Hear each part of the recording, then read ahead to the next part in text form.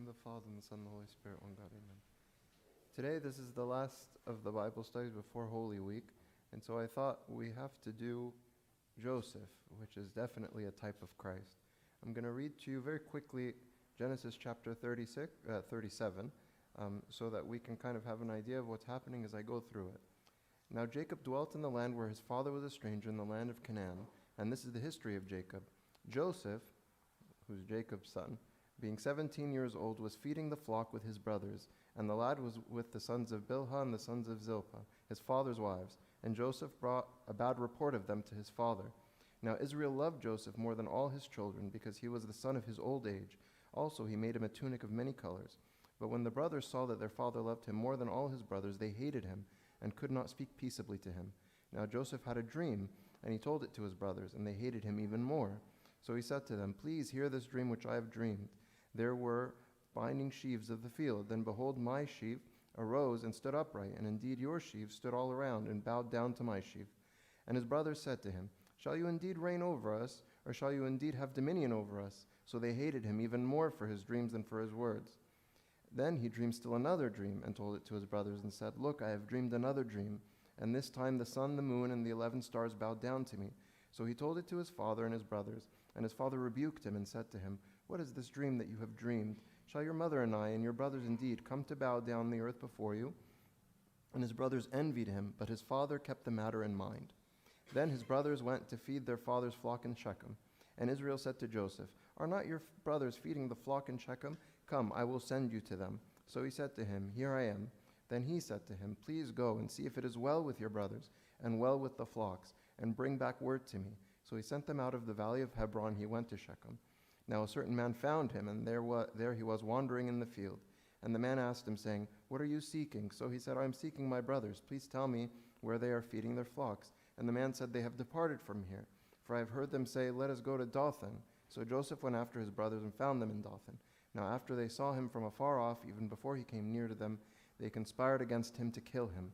And they said to one another, "Look, this dreamer is coming. Come therefore, let us now kill him and cast him into some pit. And we shall say, 'Some wild beast has devoured him.' We shall see what will become of his dreams." But Reuben heard it, and he delivered him out of their hands, and said, "Let us not kill him." And Reuben said to them, "Shed no blood, but cast him into the pit which is in the wilderness, and do not lay a hand on him, that he might deliver him out of their hands and bring him back to his father." So it came to pass, when Joseph had come to his brothers, that they stripped Joseph of his tunic, the tunic of many colors which was on him. Then they took him and cast him into the pit, and the pit was empty, there was no water in it. And they sat down to eat a meal, and they lifted up their eyes and looked, and there was a company of Ishmaelites coming from Gilead with their camels, bearing spices, balm, and myrrh, on their way to carry them down to Egypt. So Judah said to his brothers, "What profit is there if we kill our brother and conceal his blood? Come, let us sell him to the Ishmaelites, and let us not our hand be on him, for he is our brother and our flesh." And his brothers listened. Then the Midianite traders passed by, so the brothers pulled Joseph up and lifted him out of the pit, and sold him to the Ishmaelites for 20 shekels of silver, and they took Joseph to Egypt. Then Reuben returned to the pit, and indeed Joseph was not in the pit, and he tore his clothes, and returned to his brothers and said, "The lad is no more, and where shall I go?" So they took Joseph's tunic, killed a kid of goats, and dipped the tunic in the blood. Then they sent the tunic of many colors, and they brought it to their father and said, "We have found this. Do you know whether this is your son's tunic or not?" And he recognized it and said, "It is my son's tunic. A wild beast has devoured him. Without doubt, Joseph is torn to pieces." Then Jacob tore his clothes, put sackcloth on his waist, and mourned for his son many days. And all his sons and all his daughters arose to comfort him. But he refused to be comforted, and he said, "For I shall go down into the grave to my son in mourning." Thus his father wept for him. Now the Midianites had sold him to Egypt to Potiphar, an officer of Pharaoh and a captain of the guard. And glory be to our God forever, amen. I think it's important for us to read the story in full. I know that kind of wasted some time. But the idea is, as you read it, you can kind of see where there might be some connections to our Lord Christ.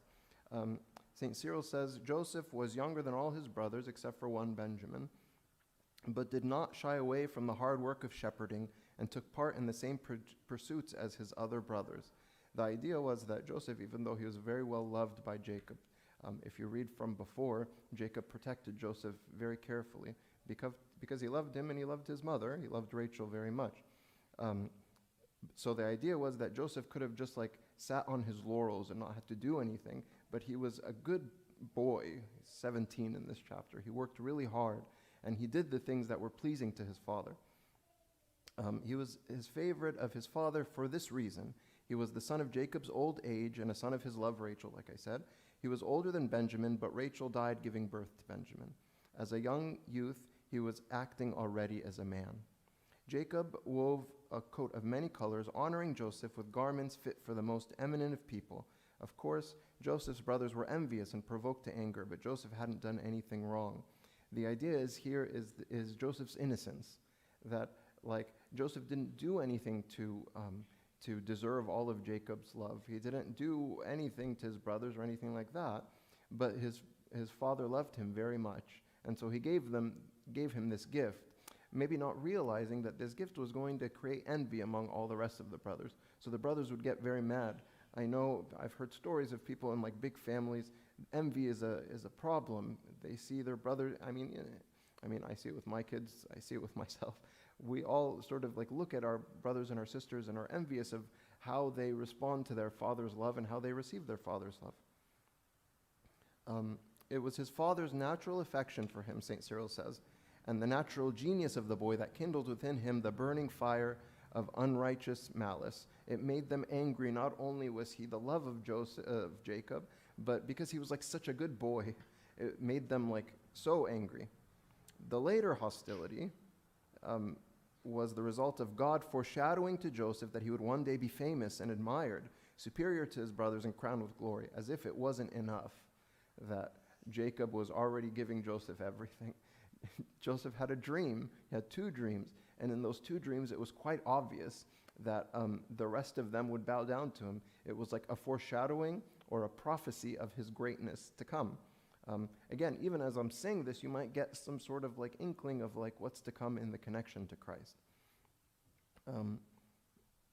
St. Cyril opined that this spurred Joseph into the calling of righteousness. The dream pushed Joseph to be the best version of himself in order to fulfill them. So St. Cyril says probably Joseph, because of these dreams, was encouraged to be the best version of himself.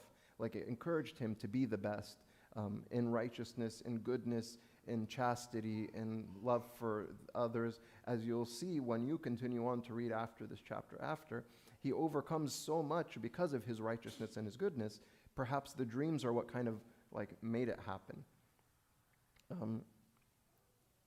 The brothers, as you heard, already didn't like him. So the dreams made it so much worse, because not only did they have to deal with this child that was taking all of the father's love, but now they had to imagine that one day they would bow down. And as you're reading this, you kind of think how are they ever going to bow down to him? There's no way. But you see in God's providence and how he sets things up. We're not going to talk about it today, but you, of course, can read on ahead and see how it goes. And a lot of you know the story, but some of us that maybe don't know the story, what's coming is that this will happen. They will bow down. He will save the entire human race in the region because of his goodness and because God carried him up as good because of his righteousness. St. Cyril says about jealousy always proceeds in an ungodly fashion and in every instance leads to evil. Jealousy is one of the worst things. And you can see, as we're going to talk about, what the jealousy is connected to with Christ. We know we're talking about it now at this part of the Lent. We speak a lot about the Pharisees and how they treated Christ and how they were jealous of him and the works that he did, and how they tried to trick him into, we talked about this a couple of weeks ago, how they tried to trick him in his words or try to get him to do something wrong, but he couldn't. They couldn't. He was the righteous one.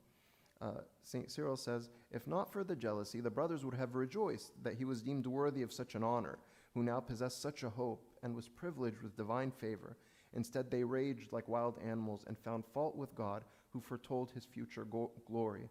The idea again is they should have been able to accept that this man was going to change the world and been this is my brother, I'm part of this. Because of his righteousness and because of his wonder, we're also going to have our heads held up high, and that's actually exactly what happened. But the envy or the jealousy blocked them from being able to see it that way. Because they were so jealous, they just wanted, as you saw, they just wanted to kill him. St. Cyril again says like this is like similar to like the story of Cain and Abel that we talked about a couple of weeks ago. Jealousy is one of those things that keeps us from like doing the right thing, because when we get jealous, we're blind with rage, and all we care about is revenge instead of like fixing what in ourselves is making us like look like the weaker half. After all this, he has another dream. Like they're already like fired up. He has another dream. And in this dream, it includes his father and his mother. St. Cyril reminds us that his mother at this point had passed, but the sun and the moon also bow down. And Jacob hears the story and understands what it is. Jacob understood the implication of the second dream, but wisely rebukes Joseph so as to temper some of the jealousy. If you remember, it said, so he told it to his father and his brothers, and his father rebuked him and said to him, what is this dream that you have dreamed? Shall your mother and I and your brothers indeed come to bow down to earth before you? So Jacob, in his great wisdom as a father, tries to stop the jealousy a little bit by kind of taking the other brother's side and being like, what is this that you're dreaming? Obviously, he sees, and Jacob is a man of God and knows God and understands that this dream will come true. He knows what's going to come. But in order to sort of temper the jealousy a little bit, he sort of rebukes him.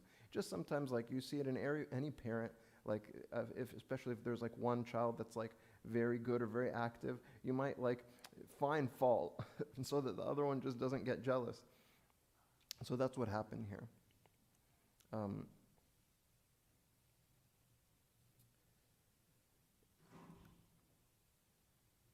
Let's talk now, let's move forward and talk about the hidden meaning. We're going to go to Jacob's wives first. Jacob was married to Rachel and Leah. You know the story that came before, but he was forced to marry Leah, and then he really loved Rachel. He also took a couple of their servant girls. In the beginning of the story, Joseph is farming with a couple of the sons of the servant women that were also given to Jacob. And that's also going to be part of the hidden meaning. Genesis chapter 29 verse 17 says, Leah's eyes were delicate or weak, but Rachel was beautiful in form and appearance. Jeremiah chapter 5 verse 21 says, hear this now, O foolish people, without understanding, who have eyes and see not, and who have ears and hear not. St. Cyril reminds us, they didn't see Christ in the writings of Moses. Leah, meaning laboring, refers to the fact that they labored under the heavy and intolerable burden of the law given through Moses. The idea is the chapter says that Leah's eyes were weak, and St. Cyril says it points to the weakness of them noticing or seeing that this was the Christ. Rachel, on the other hand, her eyes were pure, and this refers to the other side, the Church of the Gentiles like us. Church of the Gentiles saw the glory of Christ and beheld the Father in him. Rachel actually means flock of God. So it's referring to the new church, the church that didn't necessarily have anything to do with the old law. But as you can see from, again, what we're reading, we're going to be reading it tomorrow, that Christ said that if you say that you see, then you're still blind. The idea, the implication was that it was obvious what was in front of them, but because of their blindness, they could not see the hidden Lord. John chapter 10 verse 14 says, I am the good shepherd, and I know my sheep, and I'm known by my own. This is referring to this idea of Christ being Rachel, meaning the flock of God. Christ is also called a sheep because he became one of us. He took the form of man. St. John also says, referring to Christ as he walked by, behold the Lamb of God who takes away the sins of the whole world. Romans chapter 8 verse 29 says, for whom he foreknew, he also predestined to be conformed to the image of his Son, that he might be the firstborn among many brethren. So all of this, St. Cyril is connecting the person of Christ and showing that the connection to Joseph, the son of Rachel, right? Joseph actually means growth of God. The church of the Gentiles grew. We're, again, evidence of that as we sit here. The church of the Gentiles now is way more big than the tribe of the Jews was before Christ. Acts 2, chapter 2, verse 47 says, "So continuing daily with one accord in the temple and breaking bread from house to house, they ate their food with gladness and simplicity of heart, praising God and having favor with all the people. And the Lord added to the church daily those who were being saved." So again, it refers to like this growth of the church that came through this idea of Rachel being called the flock of God. Joseph therefore indicates, St. Cyril says, Christ under the present economy and those who believe in him. This is the figure of Joseph is Christ in us. For he himself is indeed the head, and we are the body, and individually the members of it. Also he is the vine, and we are the branches which grow on it, joined together in the unity of the Spirit through sanctification. This is what the incarnation is all about. Not just that Christ came, but that he came and then added us to himself, that we become considered heirs, like part of the vine, who is the head of the vine. We're part of that vine. Now, like, sometimes I don't like to talk about these things because, like, I don't know, I'm not big into numbers, but St. Cyril was. And so St. Cyril refers to the fact that in this chapter, Joseph is 17. It's 17 years old. And so he sees a connection to Christ's humanity and divinity in the number 17. I'll try to explain. He says, Joseph being 17 is a perfect number, in that 10 is a complete number. Like 10 refers to Christ's divinity or the deity. 10 is a complete number. 1 through 10 is complete. When you go to 11, you start over. So 10 becomes like a complete number. As at the same time, 7 in our world, 7 is also a complete number. It finishes the week. And like our days are numbered by weeks. So the idea being 10 plus 7 is 17. So he becomes a figure of Christ in that he was fully divine and complete in his divinity and fully human. It's a good reminder of the teaching. I don't know. Joseph tended the sheep with his brothers, the illegitimate sons of Zilpah and Bilhah. Okay, so remember I told you that there were illegitimate sons of the children of Israel, and they came from the servant girls that were the servants of Rachel and Leah. And so the idea is that St. Cyril connects them to the Pharisees, and I'll show you how. So the son, having taken our nature, became a shepherd along with those born in bondage. Christ taught those who came to him, and the scribes and Pharisees fed the people also, but on thorns and thistles and error, teaching the commandments of men. So what St. Cyril is saying, just like Joseph was the shepherd of the sheep along with the illegitimate sons of the servant girls, Christ was also a shepherd in his human form, came and was shepherding the people along with the Pharisees and the Sadducees, who were teaching the law but were illegitimate in their teaching. And the reason they were illegitimate is that they were literally standing next to the Messiah and did not recognize him and did not know him. The sons of Zilpah and Bilhah found fault with Joseph. So also again, St. Cyril's words are angry, especially against the evil Pharisees and Sadducees. Cantankerous bunch of godless Pharisees brought false accusations against Emmanuel, even daring to impugn his glory. So the same way that Joseph noticed that they weren't doing a very good job and went and told on them, Christ was also pointing out the error of their ways, oftentimes rebuking them and saying, you guys are teaching the teachings of men and making it seem as if it's the teachings of God. You're not being honorable in your teaching to the people. And so that's the connection there. So Joseph went and tells on these the sons of these women to his father. And in the same way, Christ, in front of everybody, told on them to show that they were illegitimate in their teaching.